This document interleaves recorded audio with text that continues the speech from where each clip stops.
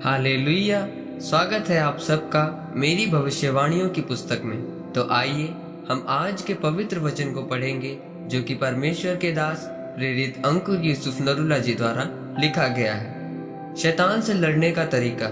जैसा कि पहला शमूएल अध्याय 17 उसके 45 और 46 आयत में लिखा, दाऊद ने फिलिस्ती से कहा, तू तो तलवार और भाला और सांग लिए हुए मेरे पास आता है, परंतु मैं सेनाओं के यहोवा के नाम से तेरे पास आता हूँ, जो इजरायली सेना का परमेश्वर है, और उसी को तूने ललकारा है। आज के दिन यहोवा तुझको मेरे हाथ में कर देगा और मैं तुझको मारूंगा और तेरा सिर तेरे धड़ से अलग करूंगा। मेरे प्रियो, आज हमारा युद्ध किसी धर्म या संस्था के साथ नहीं है, बल्कि अंधकार की शक्तियों के खिलाफ यानी शैतान के खिलाफ है। आपको यह समझना है कि जब जब आप लड़ेंगे और जीतेंगे, तब तब आपके जीवन में कुछ ऐसी आशीषें होंगी जो आपने पहले कभी नहीं देखी होंगी। बस आपको याद रखना है कि आप एक आत्मिक युद्ध में हैं और आपको शैतान से लड़ने का तरीका पता होना जरूरी है। उसका एक ही तरीका है, परमेश्वर का वचन जो कि दो धारी तलवार है। मेरे प्रियो, जब हम बाइबल में पहला शमूएल में दाऊद के बारे में पढ़ते हैं तो लिखा है कि दाऊद को जब फिलिस्ती योद्धा गोलियत ने ललकारा तो दाऊद ने उसको परमेश्वर के वचन से जवाब दिया कि मैं सेनाओं के यहोवा के नाम से तेरे पास आता हूँ, जो इजरायली सेना का परमेश्वर है, और उसी को तूने ललकारा है। वह यहोवा परमेश्वर तुझे मेरे हाथ में कर देगा और मैं तुझको उसी के नाम से मार दूंगा और तेरा सिर तेरे धड़ से अलग करूंगा। दाऊद उस समय डरा नहीं, घबराया नहीं। उसने परमेश्वर के वचन से गोलियत को जवाब दिया और फिर दाऊद गोलियत के साथ लड़ा और जीता। मेरे प्रियो, दाऊद कैसे उसे मारकर जीत पाया? याद रखें, उसने परमेश्वर के वचन के द्वारा लड़ाई की।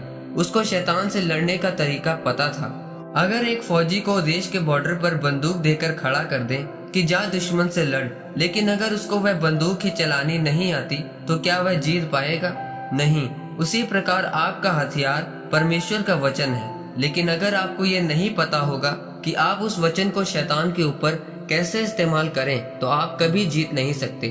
अगर दाऊद उस समय डर कर भाग जाता और परमेश्वर के वचन को ना बोलता तो कभी जीत ना पाता, लेकिन वह गोलियत के साथ साहस से लड़ा और जीता और आशीषित हुआ।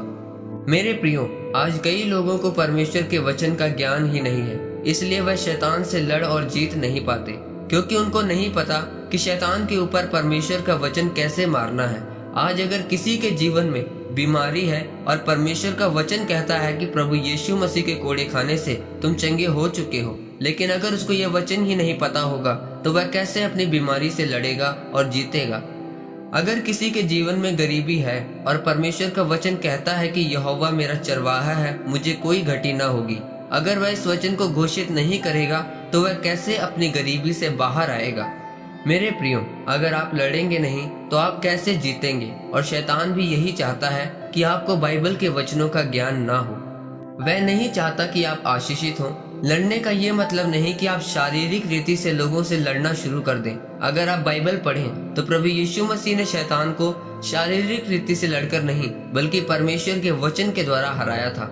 इसलिए मेरे प्रियो, शैतान से लड़ने का तरीका परमेश्वर का वचन है। उसे ज्यादा पढ़ें, उसे हर रोज मनन करें। जब आप ऐसे परमेश्वर के वचन के द्वारा शैतान के खिलाफ लड़ेंगे तो आप दाऊद की तरह ऊंचे किए जाएंगे। आमीन। आइए परमेश्वर के दास के द्वारा लिखे गए इस अंगीकार को आप मेरे साथ एक मन होकर करें। सर्वशक्तिमान परमेश्वर, मैं इस वचन के लिए आपका धन्यवाद करता हूँ। पिता, मैं अंगीकार करता हूँ कि मैं तेरे वचन के ज्ञान में बढ़ूंगा और रोज उन पर मनन करूंगा, ताकि मैं लड़ सकूं और तेरे नाम को ऊंचा कर सकूं, प्रभु यीशु मसीह के नाम में। आमीन। परमेश्वर आप सबको आज के वचन के ऊपर मनन करने के द्वारा आशीषित करे। आमीन।